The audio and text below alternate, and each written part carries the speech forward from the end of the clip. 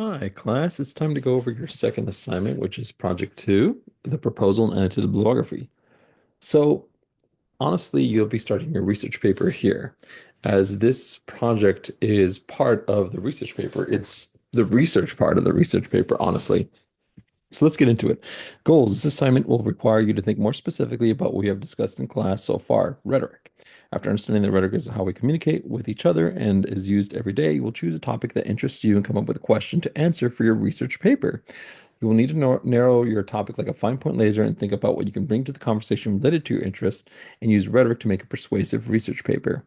However, before you can even begin to write a research paper, you need to understand each of your sources so that you are able to synthesize them into strong arguments, or into a strong argument, excuse me. While the research paper comes later in the quarter, all your sources for the edited bibliography are in service to the research question, which your final paper will revolve around. This assignment will ask you to examine the academic conversation that surrounds a specific area of your chosen topic that you'll be writing about by looking at potential sources for your final paper.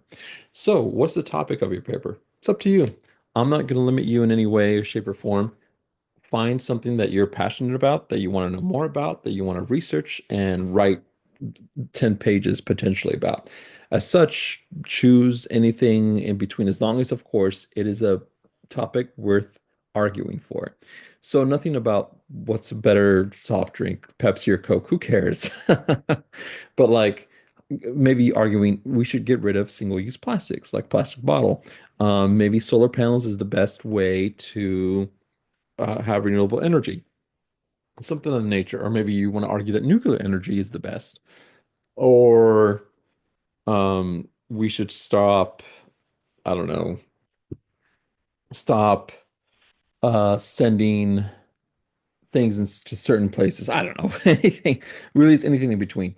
Oh, AI. AI is a good one. Maybe like, is AI art? Art? Is that something that you could argue? Or how about digital privacy? Like have a social service, not social service, I'm sorry, like digital privacy, like on social media, like TikTok. Is a TikTok banned? Maybe you're into that. Maybe you're super into TikTok and you know the current things that it's going to be banned on the, or maybe by the time this video comes out, it's already been banned. Maybe should it be unbanned? Should it not be banned? Should it be banned? Even harder? I don't know. It's up to you. Those are all great topics. I will be looking, of course, you'll be sending me what your topic is about when you finish our discussion this week. And so, but first, you got to find out what your research question is. And that's what you'll be developing in the discussion, which we'll get into here. So if you go to modules, let me just open a new tab, scroll down to week 3. And then here, after reading the Bedford Researcher, especially chapter 3, you're going to develop a research question. So this is kind of like the first step, honestly.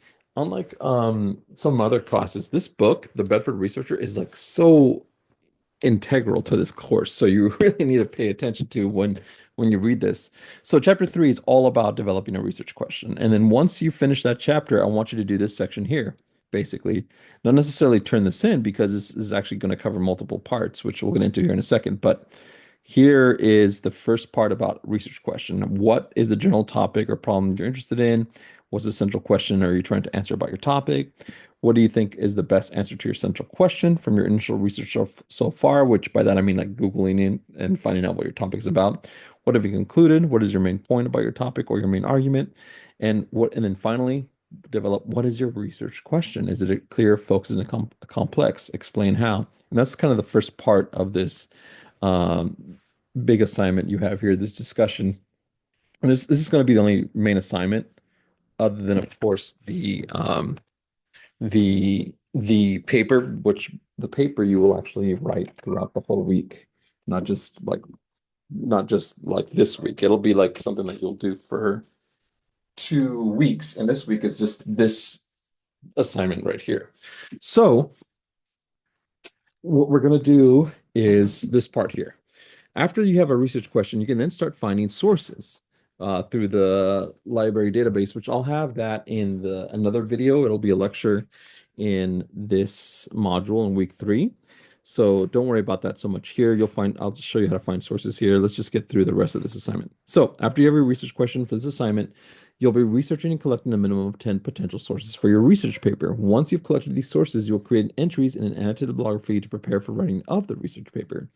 Each entry will include an annotation of approximately 150 to 175 words. That's around one half to three-fourths of a page in length. It does not include the citation itself.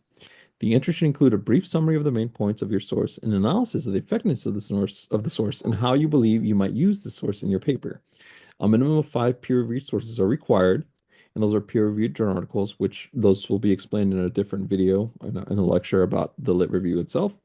You may choose from a variety of other sources for the remaining 5 required sources, so videos, web articles, what have you, stuff online. Or you may choose to use all peer review sources. All sources that are not peer reviewed, however, are subject to my approval before inclusion in this assignment. One of the things you're going to have to really explain in your paper is why this source that you found a good, credible source to set up your arguments or to at least help support your arguments.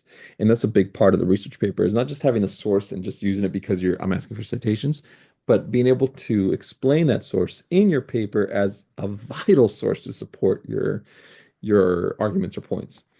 In addition to having an anti-bib, which some of you might have already been exposed to, you will actually also write a proposal. And a proposal is a little different and maybe something that you haven't done so far. But basically, a proposal is kind of showing your work, like doing your homework, explaining. And unlike all of our rest of assignments, this is actually not going to be an argument. It's so much going to be just that, a report about what you learned about your subject. So it's a 2-page double-spaced proposal arguing why your topic is worth researching. An academic proposal is expected to contain this things: a rationale for choice topic, showing why it's important or useful with a discipline or course, a review existing published work. So that's the literature review. That's the actual. So first you have a rationale, then you have the actual review of like, oh, this is what I found. So this is where you use your sources to explain like this is what's going on with my topic. So maybe you're going to be discussing plastic bottles, right? So you might have to research a couple things that just talk about what kind of plastic bottles we have, so do we use how often are single-use plastics made? Why are they so ubiquitous, or why are they so something that we use all the time? Stuff of that nature. Basically, you're giving me a little history about your topic and also explaining what's going on currently that you're going to add to it. So if at the end of the day, because you don't know what your argument is just yet, you might have an inkling of like what. So maybe you're super against single-use plastic. Maybe you're like, oh, I hate it. I don't want this anymore. That's great, but you don't know for sure that it's bad thing, right? It might be, it might not. You don't know. That's why we're going to do the research first. And this proposal is kind of explaining that to me, like, hey, I've already done my research. I did a little bit of a searching, read my sources, and then through reading my sources, this is what is going on so far in my topic. So here you will tell how the work builds on existing studies and yet add something new to the conversation. So the thing maybe that you might add new to the conversation is like, you know what? We might not be able to get rid of all plastic bottles, but we definitely should get rid of like single-use plastic and maybe have a different alternative to that. So maybe we should use like reusable plastic bottles. So we stop selling, single-use plastics. But then people might push back and say, well, what about areas of the country that don't have clean water from the faucet, right? So maybe down south, like in New Mexico, Southern California, those kind of places, Texas, they don't have the cleanest water, right? At least not usually, in some places. So those places don't really just can't like just open the faucet and just drink straight from the tap. They have to buy, water from the store. Would this make that water more expensive that they have to buy? And if so, is it still worth arguing for this case? Is it still something that you can counter? That's all stuff that you want to think about. Like you want to think about the other side. You want to think about what is being said, why we do things in the first place as they are, and what you're going to be able to bring to that conversation. That's the research part. Lastly, an outline of your intended approach or methodology. Think a timeline or resources needed. This is pretty simple. It's not like you're going to go, I'm not going to ask you to actually go interview people or go collect data. That's just not, I wish we could, but that's not in our peer review. We don't have the time for that kind of stuff. But think more like, oh, I'm going to need to use Google Docs and Word and have access to the OC library database, that kind of stuff. That's just kind of to get you into the idea of what this kind of paper would entail. Say you become a science biology major and you have to do this kind of research paper, this is where you would include things of that nature, where you would be like, I have to go and test certain water, and this is what I'm going to need to do that. And so this is the area that you would usually have that kind of methodology approach in the paper. We're not going to really be doing that kind of thing, but it's still good to know that this is what you would have that in this proposal. Anyways, the first draft of this assignment is due Sunday, February 2. That's at least, well, to be fair, for this class. Don't go by the dates. I'm just reading this without it thinking, but yeah, this date might change. You if you have a spring class, if you have a winter class, maybe it's summer. Don't ignore that date. The actual date's gonna be on your particular assignment, whenever you see this video. But it's usually gonna be due. I'm gonna give you 2 weeks to do this assignment, unless it's a summer quarter and it's really shrunk. But in a normal quarter, you should have 2 weeks to collect your sources, read them, write this proposal, and write the annotated bibliography. After that is done, you will then submit that annotated bib with the proposal to Canvas with me as a mini portfolio, just like you did with your first assignment on this particular date, whatever date it says on Canvas, not this video. But it'll have the same thing as before: a cover letter, comments of your peers gave you during the workshop, a rough draft, and a revised draft. And we will have a workshop for this, just like we did with the first. Google Docs, just like before, please make sure to use Google Docs to draft this assignment, and then you will submit this assignment as a Word file when you're ready to submit it on Canvas, just like before. Some things to consider. You may find the sources discussed in the general area rather than the specific topic of your research can be useful in providing background for your readers or supporting your own thesis. For example, a source on smartphones rather than iPhones, which is what you're looking at specifically. So if I'm doing plastic bottles, especially single-use plastic bottles, and let's just use this example because this is the thread I'm going with. I might not find always my sources are talking about single-use plastic bottles, but they might be talking about plastic. Maybe I find a source that talks about just plastics, right? And I won't maybe it's not specifically a plastic bottles, but it still might be a really good source for me to use as an overall idea of what's going on with plastics, that we have in the country, in the US or in the world, right? And maybe another source is talking about plastics in our like microplastics inside of us, right? And maybe it's not talking about plastic bottles, but it's still a consequence of us having this plastic society that we've been dealing with for the last like what 40 years as a people, as people living in the US, at least. And as such, we found that we have microplastics. And what is that going to mean? And maybe by cutting down, you might want to use that source as a way to support your idea that we need to get rid of single-use plastic at least, right? That's what I'm talking about. You're not necessarily specific. Every single like article and thing is going to look specifically at your question, but it might be something to be useful still for your overall paper. You're going to be very specific, of course, with your research question, but not necessarily your sources, right? That's your job. Your job is to take these sources, kind of aggregate them, and make them into a coherent claim or argument. When searching for topics, the works cited or references pages of your papers might be great things to find for other articles. So look at the sources that your articles cite. Maybe they have a paper that you're like, oh, this looks like a really good paper. I should look at that. Maybe I can use it for my paper. And that's totally fine. And that's how you start to connect, kind of have a web of sources. And I'll show you that when we get to the example, annotated bib example here. Look for a variety of sources, articles, TED Talks, reviews, newspaper articles, chapters and books, YouTube videos, whatever. Though you're required to have 6, actually just 5. Let me change that. Otherwise, I'm going to forget. I used to have 6, but I'm going to change it to 5 peer-reviewed articles. I think that's more manageable. You're required to have at least 5 peer-reviewed articles for sure. But you can have, of course, like I said, 5 other sources that you may want. And you can also use all 5 peer-reviewed if you're really into those peer-reviewed articles and really like to read those. But I understand they're pretty heavy. And if you don't quite know just yet, you will once you get to my lecture this week. Consult each other on topics. You may want to see, and this is one of the reasons we're going to have the discussion be open and people are going to be able to see each other's topics, because something that might be useful for one of you, like a source, you might check out the source that someone is citing because maybe you have similar topics. Maybe they're doing a similar paper that you're doing. Like maybe they're talking about renewable energy, and maybe they're going with solar, but you're going with nuclear, but they found a source about overall, um, you know, renewable energy. And so you're like, oh, maybe I should check out that source. Let me see and go and find it. Just grab the article name and maybe it'll be useful for you. Of course, ask me. I'm a resource for you. Digital technology is what I usually looked at for research in the past. And if you have any questions about or stuck on anything, please, please come to email me and contact me, and we can set up a meeting or, at least email, right? Use the library and OC Library website. This is how you're going to find your journal articles specifically, because you don't want to pay for these things, and you shouldn't pay for these. And so this is going to be the main way for you to find these sources. And again, I'm going to go over this in a different video, but make sure to use the OC Library website. Refer to the annotated bib page in the Purdue OWL. This is just a good resource here for looking how what oh no, it looks like it's not linked directly to it, but let's just go to APA guide. Let's see, let me search for,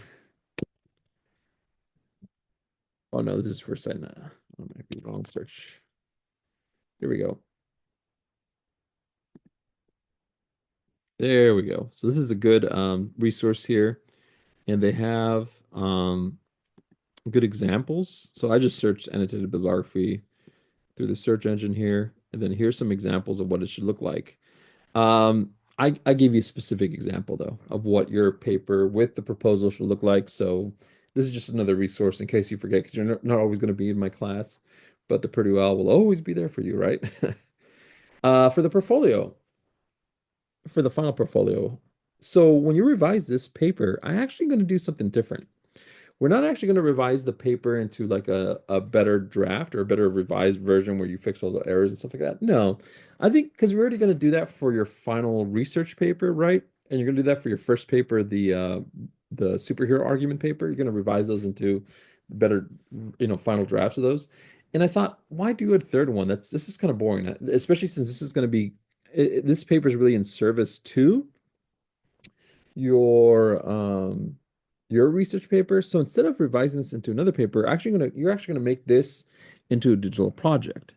So you might make a Photoshop collage or a blog or maybe something else. And you know what? I will go into a video on this later on in the quarter of what you can do to revise this, but I want to do this, make this into something fun. Imagine you were going to take this subject and going to present this subject, right? So maybe you want to make a poster about this subject. And what information would you put on that poster to present to other people? Or it might be like a pamphlet that you make, right? That you would pass out to people. That's the idea. And so you kind of have to think about how you want to make this engaging, have important information, but not make it too wordy. So unlike your paper, which is going to be, this huge beast, not necessarily so this digital project. And you're not going to find new information. You're going to use information you already found and wrote and just bring it over to this and shrink it down and then add pictures because you're going to want to, like I said, make it engaging. Again, don't worry so much about a digital project just now. I'll go into that later on, like in week 8 or so, of what you can do for this. But I thought that would be a lot more fun than just making another paper, right? So that way you only revise the first paper and the second for the final portfolio. This one, you'll make it into a digital project instead. So yeah, that's the gist of this project. It's all about, honestly, this is just here to help you with your research paper. This is doing all that homework, all that legwork, finding your sources. Well, first, finding your topic, making a good research question. And after that, finding your sources, and then going on and looking at what their sources have to say, how they combine with each other, and then kind of explaining to me, and this is really in your benefit, is to see what's going on with your topic, what's happening, what's the big deal, why is this something that is worth researching about, right? And this also helps making sure that your topic is worth researching about. Like I said, you don't want something that is just inconsequential or is not really important. You want something that is, right? So all of that to say is just pick something that's important to you. So in service to that, let's go to modules here real quick. And in this week, I have given you access to, and you'll have access to this, an example of what your proposal and annotated bibliography assignment should look like when you're done with it. So let me just download this. Sometimes Canvas takes a while. Why? Okay, now let me stop sharing this. Let's share this instead. Okay. So here's this paper you should be able to see now. So this is just an example, and this is exactly what it should look like, of course, without this. So although you do your annotated bibliography first, your proposal will come in first before you enter the bib, just because this is how it's arranged. So you'll have a cover page as always, because this is MLA. Oops, I forgot to put page numbers. Let me do that real quick. So make sure to do that. Yours won't have it, or maybe I'll just re-upload it. It's fine. If I remember, though, I always forget these things. I just can't. This video will be too long if you wait for me to do this. But let me at least insert it here so you guys remember. Page number. Oh, this, no wonder I can't see it. It's because my zoom here is blocking it. Page number, upper right, bottom, top. Okay, there we go. Oh wait, but one thing with it. Start at page 2. Let's see. Oh, whatever. This will work fine for now. I don't want to spend too much time with it. All right. Anyways, so it's an APA format, of course. So you'll have a cover page just like always. You'll have this information here. But here's what your proposal will look like. I'm not going to go over this in the video. You can see it for yourself. I just wrote a proposal here about Facebook and privacy. And then I found some sources. They're not 12 sources, but it is cited in APA, just so you can kind of see what it should look like. And then here's is basically why I think this is an important thing, like that I want to do. Is this first paragraph is like, why is this important? Why is this something worth researching? And then here, this next couple of paragraphs is all about, well, what's going on? What's happening in this Facebook with privacy? And I'm choosing Facebook specifically with privacy, and that's a very specific topic, right? I'm not choosing like social media. That's way too much, right? There's too many things. So that's why I said like TikTok. If you're into that, great. Choose just that. Don't do Twitter and Facebook and something else. Just do one app is enough. So I did Facebook here, and I don't know if it's good or bad. I'm just reporting. Unlike my other papers, this is an argument. I'm just saying, here's what's happening. I think this is going to be an important thing, is what I say here. And over here is like, well, this is the history about it. This is what's going on. Here's what's happening, and I'm using my sources to back up some of the claims that I'm making here about not necessarily claims, but like information that I'm giving. So I say only 62% of users who are aware of privacy options actively use them. The gap between awareness and action underscores the need for better education and digital literacy, from Hoffman et al. 2016. And so that shows that, hey, this is not just statistics I'm pulling out of my butt. I did research. I did my, homework. This is what I'm proving here. This is all the proposal is, that I did my homework about looking at my subject and finding out what's the conversation around it. And so please look at that and take and really pay attention as to how I organize this and what information I'm giving my reader about my topic, because that's what you want to do as well about your topic. And then here's that timeline and what resources I was going to need. And again, it's just a simple timeline. You already have it, honestly, because you aren't going to go out there and search for stuff, right? So I just did week 3, search for sources and read, highlight information for week 4 and 5, draft the paper week 6, 7, continue the first draft, submit peer review, and then 8, revise the draft based on peer review to submit to me as a final portfolio or to your instructor, right? Nothing big here, right? In a normal proposal, when you do research for a specific like field, like I said, biology, maybe week 3 is actually search for your sources, and then week 4 is like writing the paper, and then week 6 would be actually going out and looking for frogs or whatever, and then and so on and so forth. But in this case, this is fine. And then resources needed, like I said, normally here you would say like, well, I'm going to need traps to catch frogs, and I'm going to need some money to get participants for my survey. You're not going to do that, of course. So I just said this is fine here. Access to academic databases like Olympic College Library or Google Data, or not Google Scholar, in case you use that. Stuff like that is fine. I'm not expecting you guys to, like I said, go out and interview people. So, and then tools to draft assignment, Google Docs, Microsoft Word, and that's totally fine. And then we have a little conclusion here about what this research is supposed to kind of figure out, or like what answer it's going to meet. And this is why your question is important, because you don't know. Again, after doing this research and this proposal, you should have start to get an inkling of what your argument is going to be about your topic. But right now, you're just kind of saying, this is why I think this is worth researching, and this is the homework that I have developed so far. So then we have over here, after this is done, we have our references like normal that I used in the proposal itself. And then after that comes your annotated bib, which you'll list your sources again, but under each source, you will give a paragraph that I said is 150 words at least minimum each.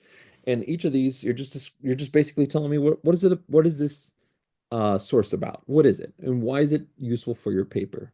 In your own words, don't copy and paste the abstracts or anything like that, or you summarize it for me. In your own words, summarize what this first source has to say. What does this second source have to say? What does this third source have to say? Why is this an important source you think, and why do you think it'll be useful for your research paper? What does it prove? What does it say? And you do that for all of your sources. And it's although it seems like a lot, it's really simple. It's just it takes a little while just because you know you have 10 sources, but it's really easy to do.